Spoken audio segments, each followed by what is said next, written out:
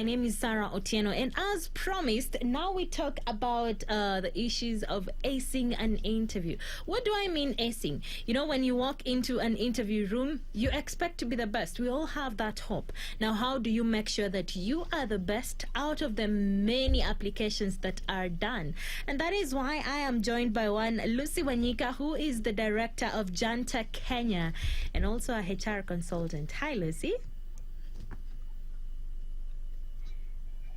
Hi Sarah, how are you? I'm fine, thank you, and thank you so much for making time for the interview today. You're very welcome. Okay, so we'll just start off by something that is a major a major thing when it comes to interviews, and that is the CV. But before we go into details about that, how do I prepare for my interview? I think, in fact, you should start with the CV because that is what will get you the interview in the first place. When you're preparing your CV, you need to make sure it is very neat. The font is in the same order throughout the document, that it communicates what you want the employer to know. Consider it like your own personal flyer. If you were to do your own brochure, what would you want to show on the document? So you want, for the employer to know how good you are at your job. So talk about your performance, talk about what you've been able to achieve, talk about your job skills, which is very critical, and then ensure that it is very easy to read. Nowadays, I see a lot of people doing a lot of graphical documents. Well, making it pretty is nice, but it shouldn't take away from the information that is on the document. Wow. I was just how you prepare CV. I was just about to ask you, am I allowed, or is it right for me to have the colored headline on my CV, my professional skills? Is it right for me to do that, to have it in different colors? Well, you see, the thing is, it's a matter of perception. If you're in the media industry, if you're in the creative industry, you can make the CV as creative as possible because you're also showcasing your skills on the document.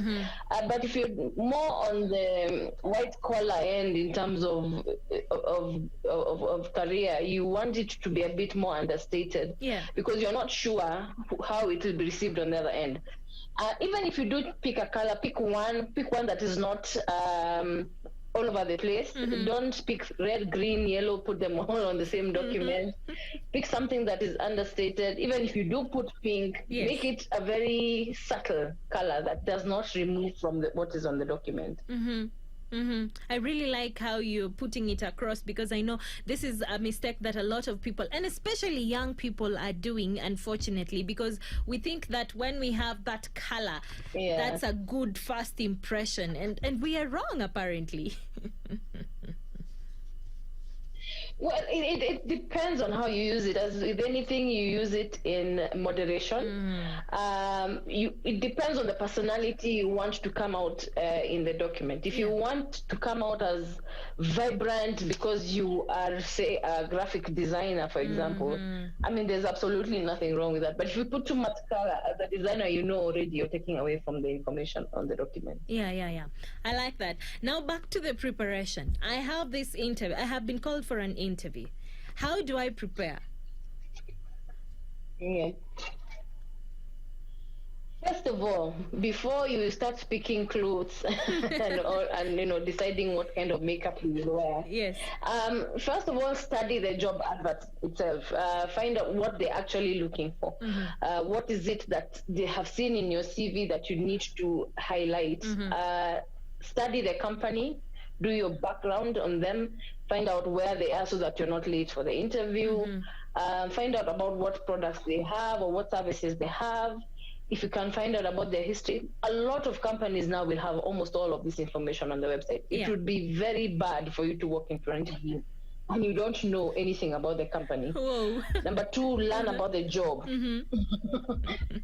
Learn about the job, what the expectations are, what skills they're looking for, how does that match with the skills you have, what kind of experience they're looking for, how does that match with yours. ensure you know your CV to the letter. Yeah. I mean, I have had too many interviews where the candidate does not know when they started working somewhere, when they stopped working somewhere, and you wonder whose life are you trying to portray. So you need to know the document you're presenting. When you're coming for an interview, so that you're not being asked questions and you're telling us, oh, that was an error. I didn't know that was there, or this was it was typed by someone else. And I'm thinking, that is a major problem that people do. How can someone else write your CV? Of course, there are people who are skilled in doing this, but is it really right to have someone else do my CV?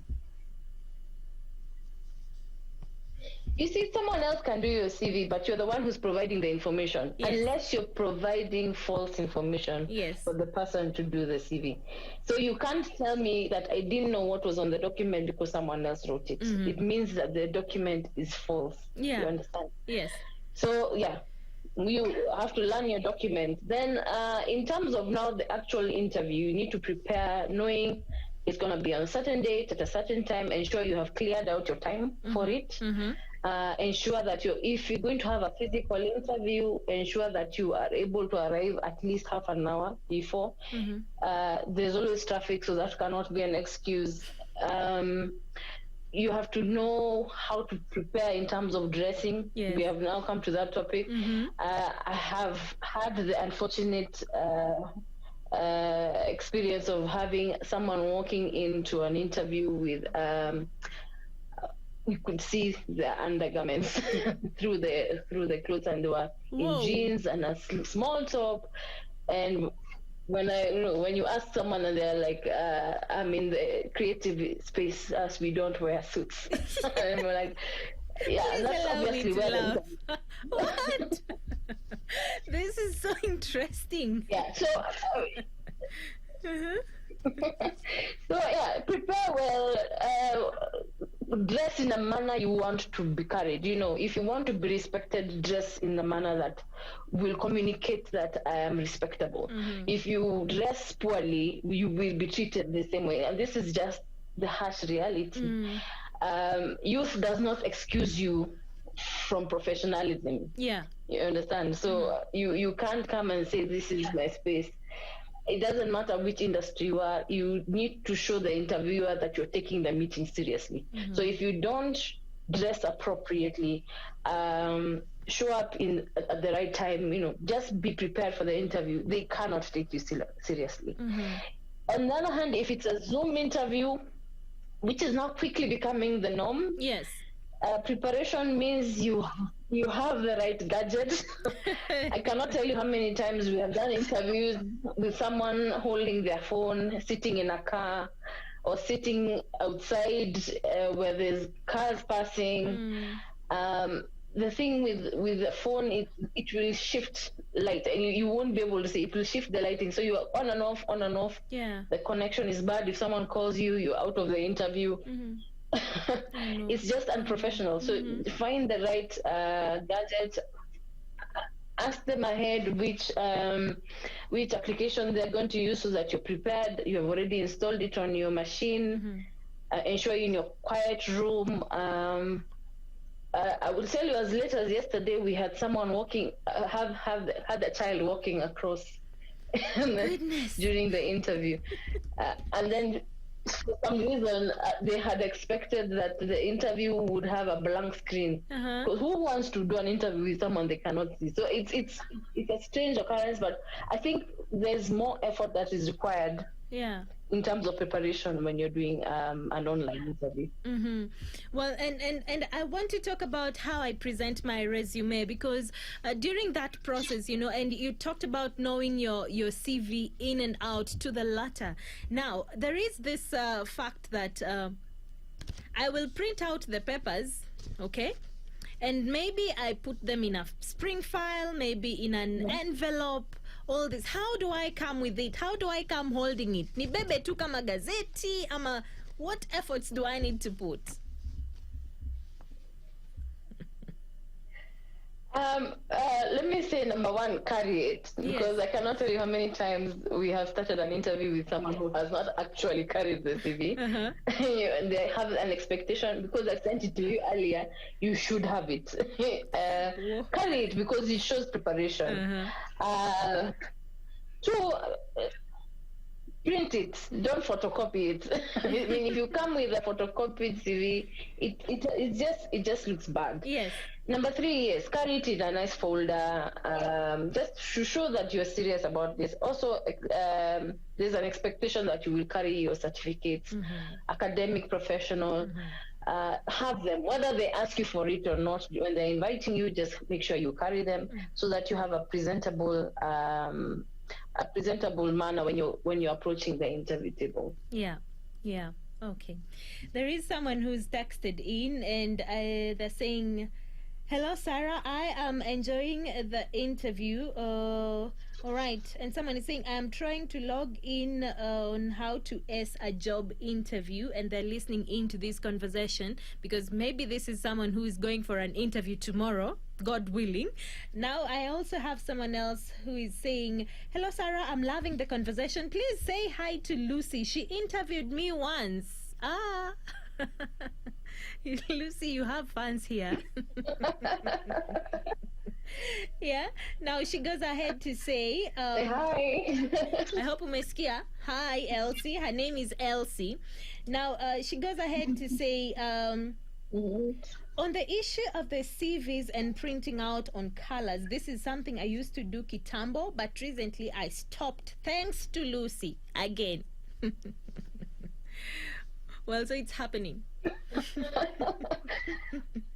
Yeah, I try to make a point of coaching the candidates as I said, because I'm not going to be their final interviewer most of the time, and I'm not going to be the final time they're going to be sitting in an interview. So it's best to tell someone the truth while they are with you, as opposed to just letting them go and fail in life because of something small. But yeah, so I mean, everything with moderation. You can keep your style, keep your personality in the document, but still make it as professional as possible. Wow, I like that. And I'm just going to ask you this question because most of the time, they say that the questions that are asked during the interview process, some of them are direct, some of them are indirect. So when they ask me, tell us about yourself as an interviewer, what do you expect from me? How am I supposed to answer that question? What I'll start with is we don't expect the entire interview to be spent on that question. Yes. However, I mean, answers about where you went to primary school and who brought you up are quite unnecessary to answer this question. What we need from you is to hear your experience and the academic qualifications that make you suitable for this position. So when you're interviewing, say for example, to become a TV presenter, yes, we want to hear what did you do in school that is relevant for this position. What experience do you have? Where have you worked? If you have had a long career, we don't want to hear from the start, because remember, we are interviewing other people. We are also impatient. We are not particularly the most patient people in the world. So we want the information. We want the information as quickly as possible, and we want to hear what you're looking for as quickly as possible. Now there is this other question, and even before I do that, there is Shiro who is saying, say hi to my namesake Lucy Kamende, and she's good at what she does. This lady is really proud of you. Wow. You have many fans apparently. I interview a lot of people. Wow. Okay. So there is this other question. Say hi to Lucy again. Miskia, Lucy Wakamende. Yeah. All right. And now there is this other question that is being asked. Hello, Sarah. I have a question. How do we prepare for the first time job interview? First time job interview. Is it the same as the preparation skills that we talked about earlier on? How do you prepare for the first time what? Job Sorry? interview, the very first time job interview. Okay. Again, what we just discussed in terms of understanding the company you're going to work for or you're going to interview for, understanding the role. Even if you've never worked before, you have access to Google. I mean, research. Do some research on the company, do some research on the job, research on what kind of job skills that would be required for the job. So even if I'm coming to you and I'm saying, I've never worked anywhere, but in school I used to do this and this and this. At home I'm known for this and this and this, so that you are bringing out those qualities even when you have had no work experience. What we are looking for, especially for entry-level positions, where we are expecting the person to not have any experience or to just have internship, is enthusiasm. We are looking for someone who's smart and someone who is energetic and who has work ethic, because work ethic is not something you can train. Work ethic is inborn. So if you don't have experience, that's not the only thing you're putting on the table. Yeah. And talking about this, it just reminded me of another question that is frequently asked, and this is, now that we've finished, and I'm quoting, now that we've finished asking you the questions, do you have any question for us, Sarah? What do I say? And I'm sure I'm not alone here. Well, I have interviewed with I would say senior people in organizations, and I feel they get excited when you want to know a bit more about the company, but not to ask questions that are not heading anywhere. Questions that, first of all, questions that you should not ask during the interview are money questions. I mean, unless you have gotten to the negotiation stage. Wow. Don't ask, so how much are you paying for this job? I was about to go there. There's no question that is as off-putting. We'll discuss it later. But anyway, so the expectation is you have read something about the company on the news or on Google about the actual business. Like, so if you're joining a bank, for example, and you have seen the stock prices have tanked or they're going up, ask the person you're sitting with, what do you think has influenced the growth in stock prices? Something that shows that you're intelligent, that you have read about the business, that you have a business understanding, as opposed to asking, so when will you get back to me? Which is something that will obviously be told. You will be told by the time you leave the interview room. Yes. So I think when you use that opportunity to showcase, because you're mostly being directed during the interview. They're mostly telling you what to say. But this is the one opportunity where you get to show your personality, get to show your brains, get to show that you're energetic about this position and you want to be the person they hire. Wow, I like that. Now, on that note, there is someone who asked, please ask the guest to give a difference between a CV and a resume. What should be included in each? Is there really a difference between a CV and a resume? There is actually. So what we have known as a curriculum vitae is what the British have taught us to write. Yes. So CV is a British document, a resume is an American document.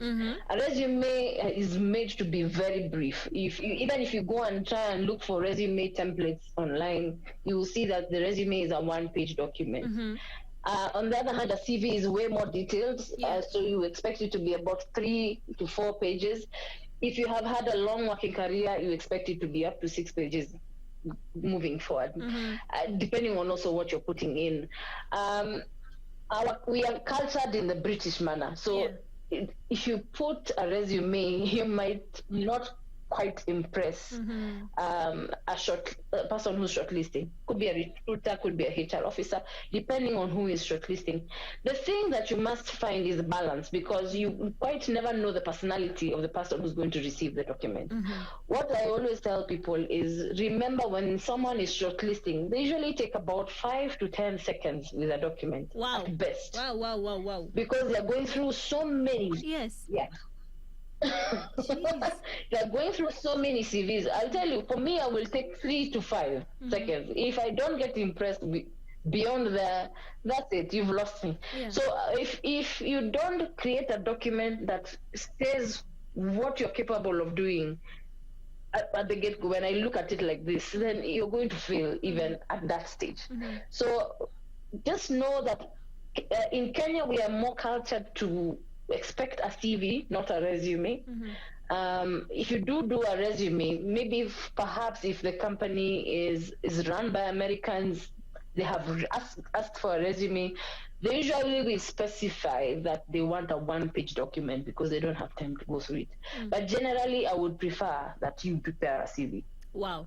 And coming from you, literally, it's something that we need to put into consideration. There's so many questions that are streaming in, and I hope we'll get enough time to highlight some of them. Sarah asked Lucy, how should one handle interview questions that are seemingly harvesting ideas and intellectual knowledge? What is the best tact to politely decline? Well, there are rogue interviewers. I have to accept that.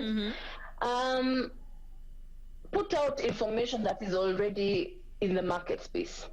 Don't put out anything that you feel is intellectual property. You will know what is, no one has to tell you. You will know what is intellectual property by what is out there in the market and what is just company knowledge. When you joined the organization, you probably signed a contract that had an NDA or signed a separate NDA. So you pretty much will know that this is in the public domain, this is not.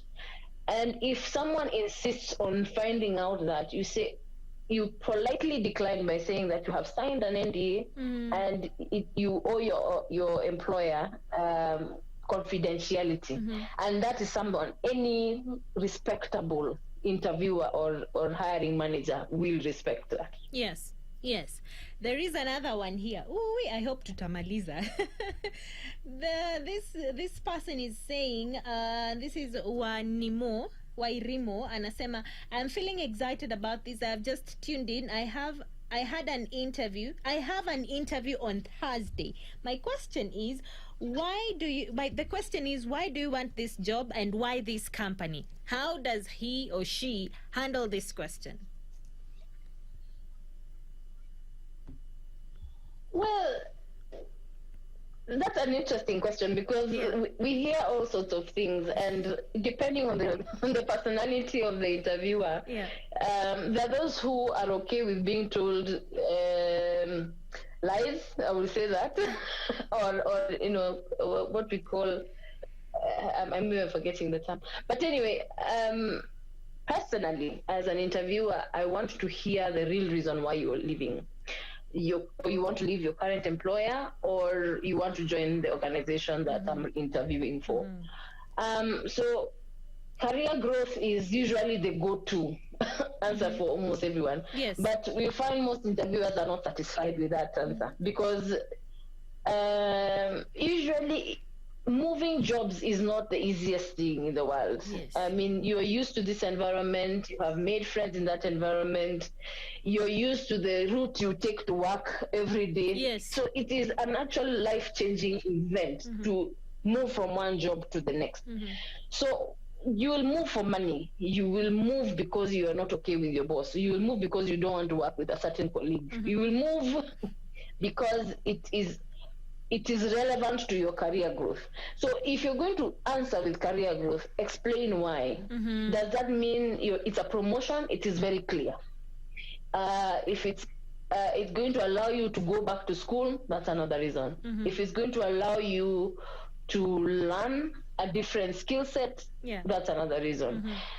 If you say for example, you're having issues with your boss, which is a lot, it happens a lot. Yes.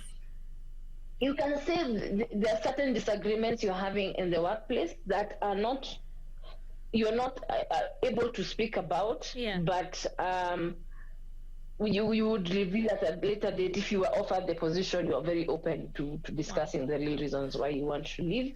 Of the personal reasons, you need to be able to shed a bit of light without cutting off the interviewer and saying, it's personal. Yeah. We usually, like, okay, so now what are we supposed to do with that information?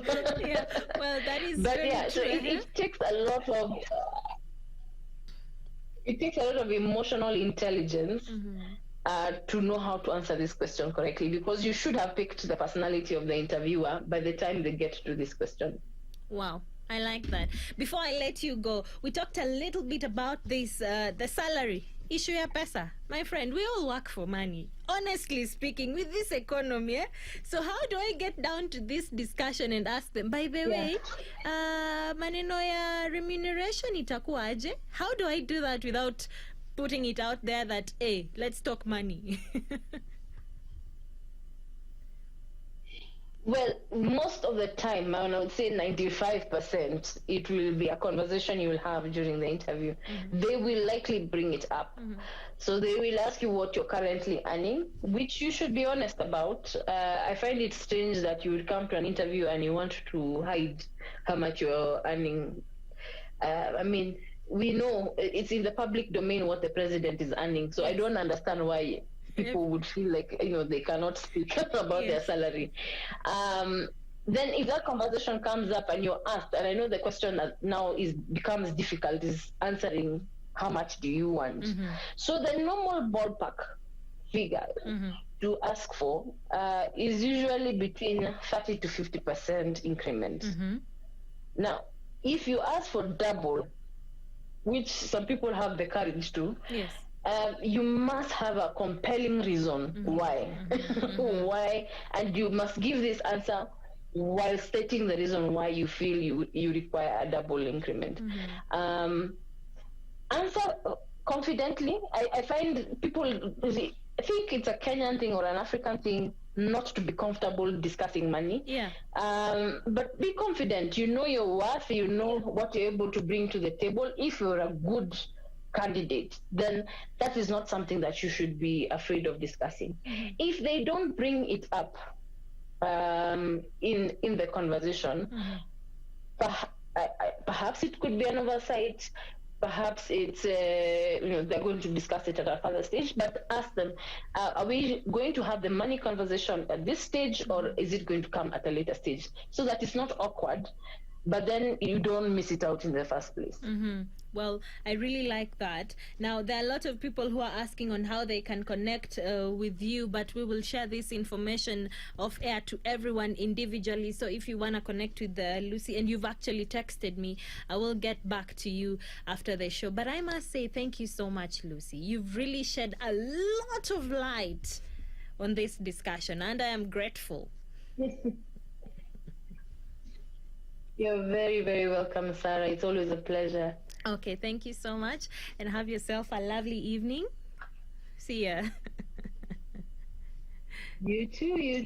Have a lovely show ahead. Okay. For this and more of our shows, log on to www.familymediaonline.com to enjoy a wide variety of programs, from current affairs to testimonials and features, pastoral and inspirational shows, kids entertainment, and so much more. Also stream live on www.familymedia.tv.